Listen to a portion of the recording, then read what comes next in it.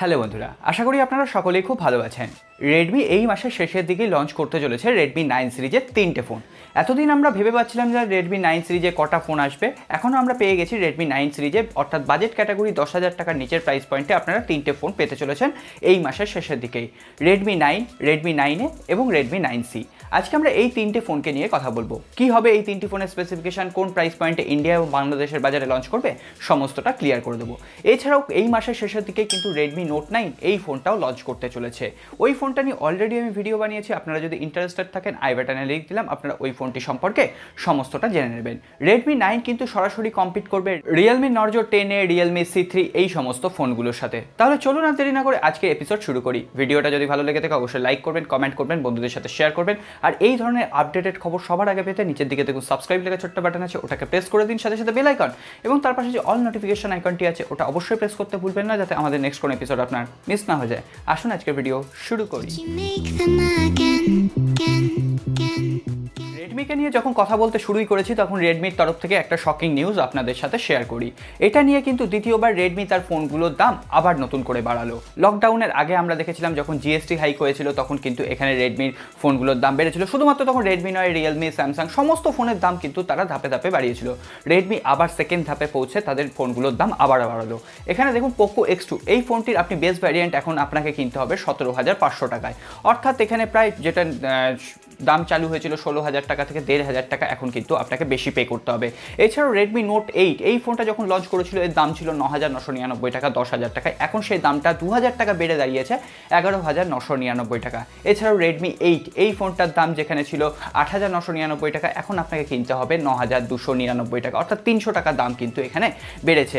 এইভাবে সমস্ত রেডমির ফোনের কিন্তু আস্তে আস্তে দাম বাড়তে চলেছে এবং ভবিষ্যতেও আশা করা যায় যে এই যে বাজেট ক্যাটাগরিতে আমরা ফোনগুলো পাচ্ছিলাম, যেটা 10,000 টাকার ফোনগুলো কিনছিলাম সেটা হয়তো আমাকে 12,000 টাকার প্রাইস পয়েন্টে কিনতে হবে, যেটা 15,000 টাকায় পাচ্ছিলাম সেটা হয়তো 17 থেকে 18,000 টাকার প্রাইস পয়েন্টে আমাকে কিনতে হবে। কারণ দেশের যে অর্থনৈতিক অবস্থা, এছাড়াও জিএসটি হাইক, এই সব মিলিয়ে কিন্তু ফোনের ওপর এফেক্ট ফেলছে, স্মার্টফোন ইন্ডাস্ট্রিতে এফেক্ট পড়েছে। সুতরাং আমাদের বেশি পে করতেই হবে যদি আমাদের স্বাদের স্মার্টফোনটিকে ইউজ করতে হয়। এবার চলুন তাহলে স্পেসিফিকেশনগুলো শেয়ার করে নিই।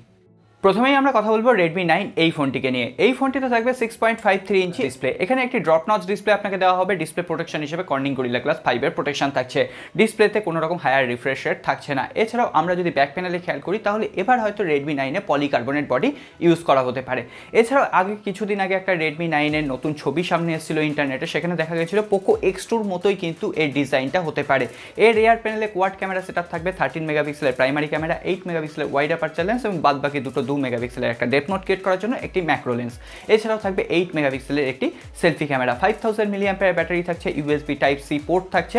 এছাড়াও এখানে ফাস্ট চার্জিং অ্যাভেলেবেল থাকছে 18 ওয়াটের। আগে এতদিন পর্যন্ত আমরা শুনছিলাম মিডিয়াটেকের হিলিও G80 প্রসেসর ইউজ করা হবে, কিন্তু এখন যেটা রিসেন্টলি আসছে এখানে মিডিয়াটেকের হিলিও G70 প্রসেসর ইউজ করা হবে, যেটা কিন্তু রিয়েলমি C3, যেটা কিন্তু রিয়েলমি নর্জো 10A এই সমস্ত ফোনগুলোকে কম্পিট করবে। এছাড়াও স্যামসাংয়ের তরফ থেকে স্যামসাং M11 যে ফোনটি আসছে এই ফোনটিকেও কিন্তু একটা কম্পিটিশন দেবে এই ফোনটির লঞ্চ ডেট এই মাসের শেষের দিকেই কিন্তু লঞ্চ হয়ে যাবে এবং 3টি ফোন একই সাথে লঞ্চ করার কথা।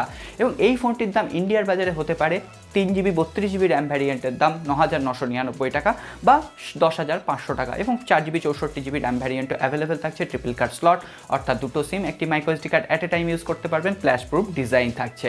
এখন দেখা যাক কোন প্রাইস পয়েন্টে এই ফোনটি ভারতবর্ষের বাজারে আসে। এরপরে কারেন্ট কোনো আপডেট পেলে অবশ্যই আমি আপনাদের সাথে শেয়ার করব।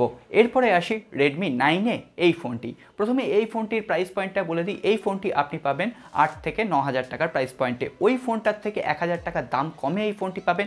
এই ফোনটিতেও 6.53 ইঞ্চি HD+ ডিসপ্লে থাকছে, এখানেও ড্রপ নচ ডিসপ্লে থাকছে। তবে এখানে রেডমি 9A এই ফোনটির ডিজাইন কী ধরনের ইউজ করা হবে এখনও পর্যন্ত কিছুই জানা যায়নি।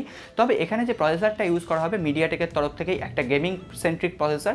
ওই প্রাইস পয়েন্টে যেটা আপনাকে একটা ভালো পারফরমেন্স প্রোভাইড করবে মিডিয়াটেকের হিলিও G25 প্রসেসর, মোটামুটি ওই প্রাইস রেঞ্জে একটা বেটার কোয়ালিটির প্রসেসর। এছাড়াও এই ফোনটিতে আপনি 4GB 64GB 3GB 32GB RAM variant available পেয়ে যাবেন। ট্রিপল কার্ড স্লট থাকছে।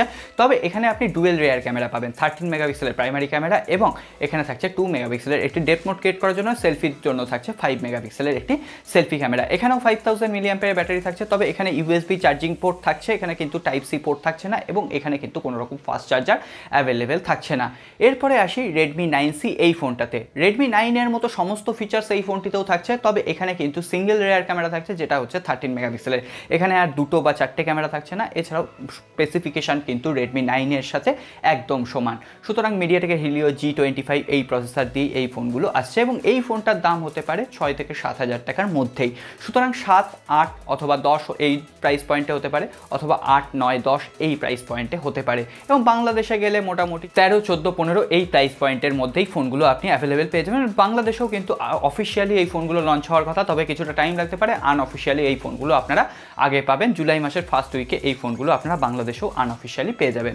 তো দেখেছেন, এত কথার ফাঁকে একটা জিনিস আবার বলতে ভুলে গেছি। আমিও মাঝখানে মনে করিয়ে দিই না, আপনারাও ভুলে যান। লাইক করতে ভুলে গেছেন। দেখুন, অবশ্যই একবার যদি ভালো লেগে থাকে ভিডিওটা লাইক করে দেবেন। একটা যদি আপনাদের কোনো জিজ্ঞাসা থাকে অবশ্যই কমেন্ট বক্স করে জানাবেন। আর নতুন বন্ধু হলে সাবস্ক্রাইব আর বেল আইকনটা কিন্তু প্রেস করতেই হবে, যাতে কারেন্ট আপডেটগুলো সবার আগে আপনাদের কাছে পৌঁছে দিতে পারি।